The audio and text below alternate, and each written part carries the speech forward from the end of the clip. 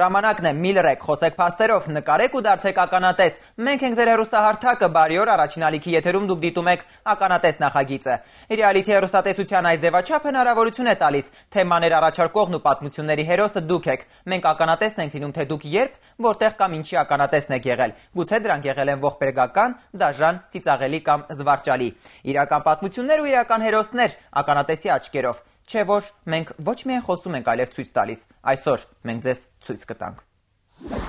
Գետնանցումները բարձր երաժշտությամբ, անտանելի բույրերով ու անանցանելի։ Քաղաքաշտարակում հենց կենտրոնում կարելի ասել կա գետնանցում, մտնել հնարավոր չի։ Այդ գետնանցումը լցվում ամբողջ խմելու ջուրը։ Գետնանցումը, որտեղ մոտ 10 սանտիմետրի հասնող ջուր է հավաքված, բնակիչների համար դարձել է պատուհաս։ Սատկած կռիս, կենդանիներ, խփած շուն, հոտած, ամբողջ հոտը տարածվում է, որը ձեր մեկը մտածում է դրա մասին։ Որպես ականատես ինձ համար ահավոր տհաճ էր այդ միջավայրում գտնվելը եւ նկարել այն ամեն ինչ, որ ես տեսա։ Փողոցը մարդաշատ է, մոտակա դպրոցի աշակերտներն ապահովագրված չեն դժբախտ պատահարներից։ Գետնանցումը ամբողջությամբ ծածկված է ջրով ու գետնանցումի այդ ջուրը հասնում է գրեթե աստիճաններին ու վերևը։ Ականատեսը դեպքերի մասին ու դեպքերի հետքերով։ Իմ համար անձամբ շատ սարսափելի էր։ Underground։ Այս կադրերի ու պատմության հերոսը Անին է, նա Երևանում է սովորում ու ժամանակի մեծ մասն անցկացնում է աշտարակ Երևան մայրուղում։ Հետաքրքրասեր է ու ժպտերես։ Մինչ նրա պատմությունը լսել է նախ այն մասին, թե ով է նա, այսօրվա ականատեսը։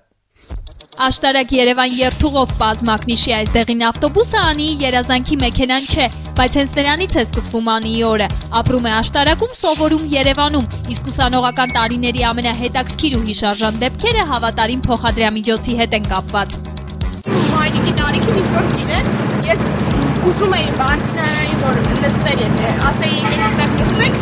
ինքը թևիցս ուշեղ քաշեց, ցարեց, վերկաց նստեմ, չես ամաչում, այդ բոլոր ավտոբուսի մարդկանց ինքը մենակ ինձ տեսավ էլի։ Անին տան միակ երեխան է, ուզի-չուզի մի քիչ եսասեր է, աշտարակցիների ադաթին հակառակ նորահարսի պես համեստ չէ, ժամերով տանը նստել էլ չի սիրում։ Մի քիչ արտոնություններ ունեմ, երբ որ գալիս եմ տուն, արդեն գործերս սաղ մամաս վերջացրած ալնում, ինձ անելու բան չի նում։ Սիրուն է։ Սազեց։ Շատ։ Հագուստի խանութի վաճառողները նրան լավ են ճանաչում։ Անիի տրամադրության անկումն էլ նրանց ձեռնտու է։ Հոգեկան սթրեսը վերանում է հենց որ զգեստապահարանում մի նոր բան է հայտնվում։ Տրամադրությունը կարա բարձրացնի, շատ ցածր գին ունեցող խոսքի օրինակ հատ վեր։ Սազում է։ Հիմա մենք եկել ենք Աշտարակի Սուրբ Սարգիս եկեղեցի, իմ ամենասիրելի վայրը։ Մի օր հասկացա, որ լուսանկարելու հանդեպ թուլություն ունի, որոշեց իրագործել ցանկությունը, մանավանդ որ ազատ ժամանակն ու հայրիկի դրամապանակը թույլ էին տալիս։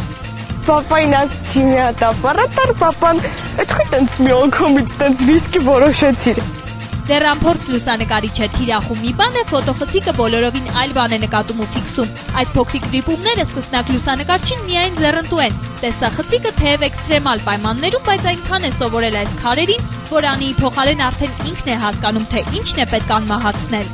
Ոչ թե պետքա գտա քեֆ նկարի կամ ինչ-որ առիթներ ծնունդ կնունք նկարի, այլ պետքա բնություն նկարի, քար, խոտ, ծաղիկ, ծառ, ջուր, ու արդեն մի քանի անգամ ինքս տեղից վայրեջ կա կատարել։ Իր ամենամեծ առավելությունը համարում է իր ներողամտությունը, նույնիսկ երբ այն անցնում է թույլատրելի սահմանն ու մոտենում աբսուրդի։ Անի Խումարյան 21 տարեկան մեր ամենաներողամիտ ականատեսը։